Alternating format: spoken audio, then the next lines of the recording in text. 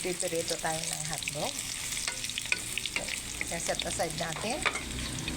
Lagay natin itong bawang.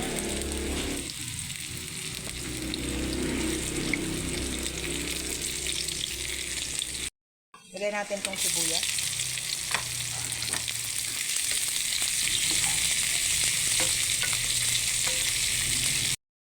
Lagay natin itong tofu.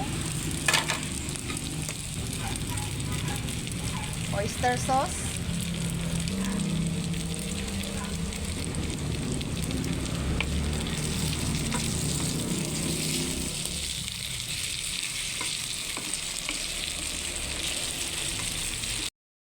Lagay tayo ng quail egg, red bell pepper.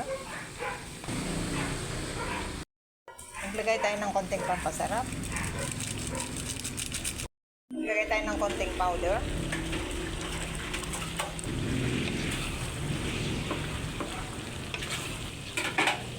At saka konting pampalapot.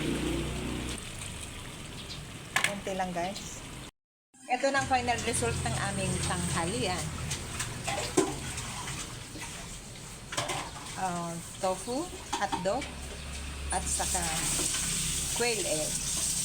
Meron din red bell pepper at saka green. At powder na paminta, pampasarap. Thank you for viewing! Magandang tanghali sa inyong lahat. Hanggang sa muli. Bye-bye!